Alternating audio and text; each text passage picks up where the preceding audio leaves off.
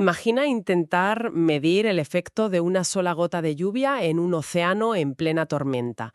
Así de complejo, o incluso más, puede ser aislar el impacto real de una política económica. Bienvenidas y bienvenidos a un nuevo análisis en profundidad. Hoy tenemos sobre la mesa un documento académico de Michael Simmert que se atreve precisamente con ese desafío. La idea es explorar un conjunto de herramientas estadísticas, de vanguardia, que ha desarrollado. Nuestra misión hoy es entender cómo los economistas pueden usar métodos avanzados y, sí, también machine learning, para saber con más certeza si una nueva ley o una subvención ha funcionado de verdad. Y vamos a meternos en un debate clave que plantea el documento, el eterno dilema entre crear un modelo a prueba de balas que sea robusto frente a uno que sea extremadamente preciso, o sea, eficiente. Muy bien, pues empecemos por el principio, por la herramienta clásica para esto. Bueno, de hecho, una de las ideas claves del documento es cómo elevar el progreso. Pero para no ser espectadores, creo que sí es necesario hablar sobre el análisis de causa-efecto. Así que para empezar, tu pregunta es buena. En esencia, ¿cuál es la responsabilidad del economista ante el problema de cómo medir si una política se está cumpliendo o no? Se llama el método de diferencias en diferencias. La idea en el fondo es muy sencilla. Comparas cómo le ha ido a un grupo de gente que ha recibido una nueva política, el grupo tratado, con cómo le ha ido a un grupo similar que no la ha recibido, el grupo de control. Exacto. La analogía más típica es la del jardinero. Imagina que tienes dos plantas idénticas y quieres probar un nuevo fertilizante. ¿Vale? Se lo echas a una, pero a la otra no. Después de un mes, mides cuánto han crecido las dos. La diferencia en el crecimiento no es el efecto del fertilizante, porque a lo mejor una ha crecido más por otras razones. Lo que mides es el cambio en el crecimiento de la planta tratada, y le restas el cambio en el crecimiento de la planta de control. Esa diferencia de las diferencias, pues esa es tu mejor estimación del efecto real del fertilizante. Me encanta esa analogía. Pero claro, el mundo real no es un invernadero controlado. Esas dos plantas, que en economía podrían ser dos regiones o dos grupos de trabajadores, nunca son idénticas. Nunca. A una le da más el sol, a la otra le ataca una plaga. En economía estas cosas son el nivel educativo, la industria en la que trabajas, la situación económica general, vamos, un montón de factores que lo ensucian todo. Son las famosas covariables. Y supongo que ahí es donde empieza el verdadero dolor de cabeza para los investigadores. Ahí empieza el verdadero debate, y es el corazón de este documento. Lo que Simmert pone sobre la mesa es un compromiso ineludible. Dice que como investigador puedes elegir. Puedes construir un modelo que sea muy preciso, muy eficiente, que te dé una respuesta muy concreta. Pero para ello, tienes que hacer suposiciones muy fuertes sobre cómo funciona el mundo. Por ejemplo, tienes que asumir que esos otros factores, esas covariables, se comportan de una manera muy predecible. O sea, tienes que asumir que no hay plaga sorpresa y que el sol va a brillar igual para las dos plantas durante todo el experimento. Justo. Y si esas suposiciones son correctas, tu resultado será muy preciso. Pero si te equivocas, aunque sea un poco, si aparece una pequeña plaga que no esperabas, todo tu modelo se desmorona. Es frágil, poco robusto. Entiendo. Por otro lado, puedes construir un modelo muy robusto, que no haga casi ninguna suposición sobre el sol o las plagas. Este modelo aguantará casi cualquier imprevisto, pero la contrapartida es que su resultado será mucho más vago. Menos preciso. Mucho menos. Te dirá, el fertilizante tuvo un efecto de entre 1 y 15 centímetros. Es una horquilla tan amplia que quizá no te sirva para mucho. Entiendo.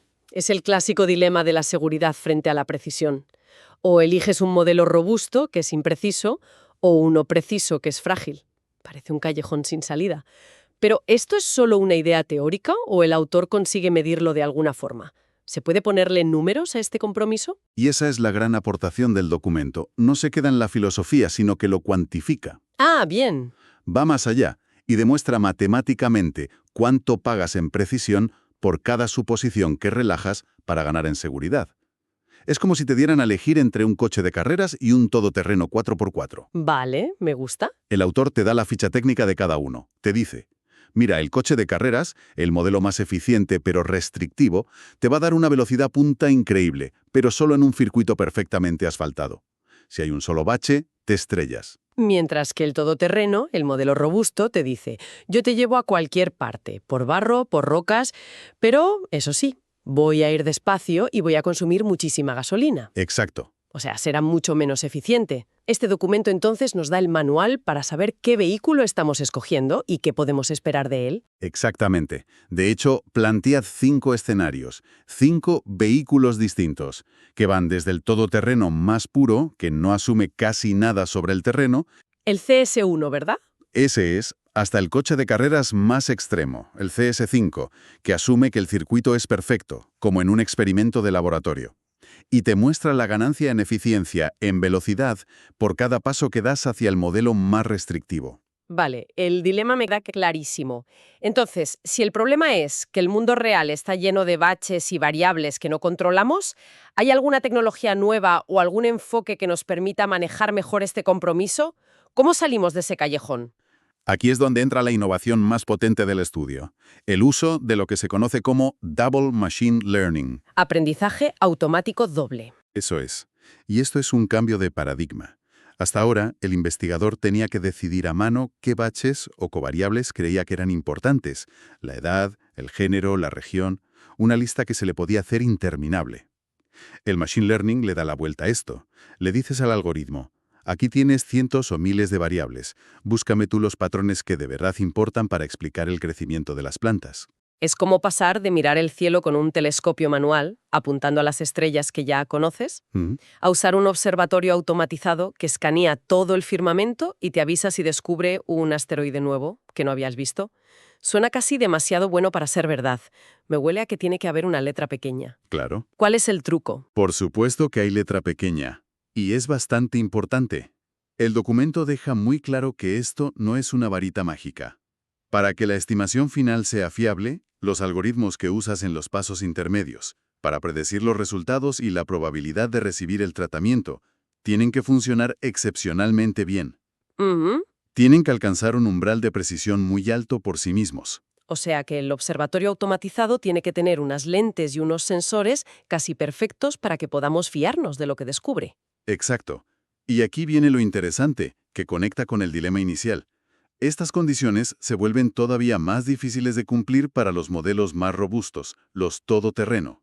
¿Ah, sí? Es decir, la robustez tiene un precio doble.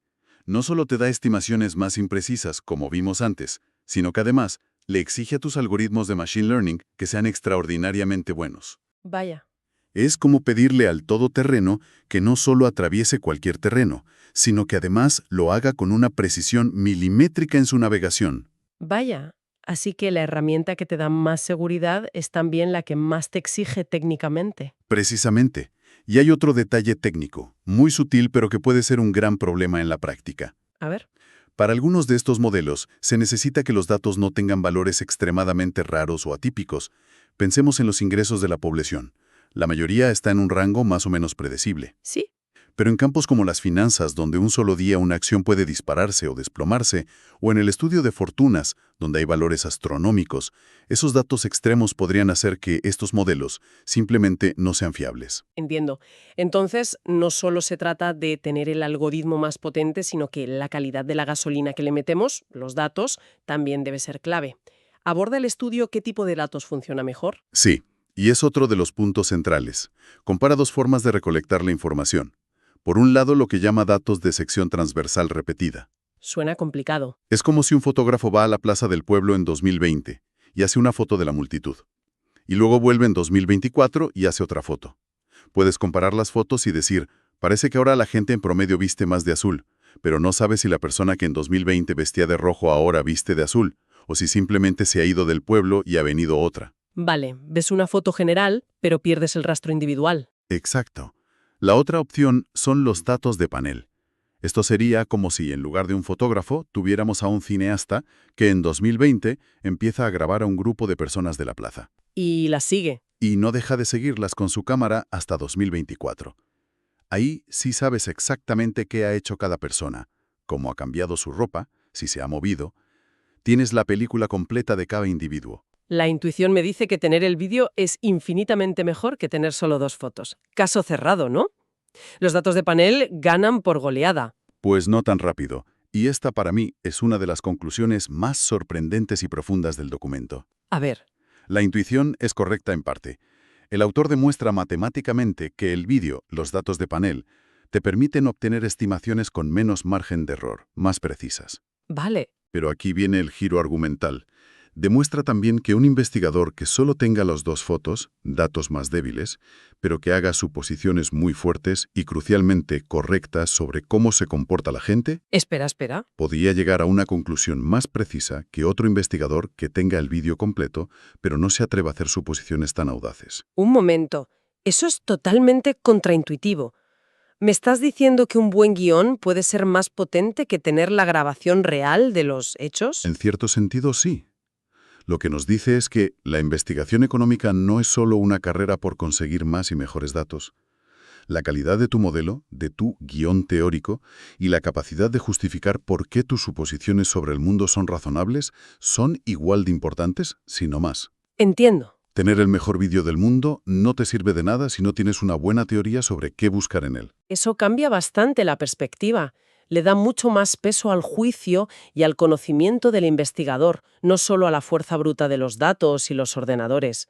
Pero bueno, todo esto es fascinante en la teoría, pero a mí siempre me gusta ver cómo aguantan estas ideas cuando se enfrentan a la realidad, que suele ser mucho más caótica.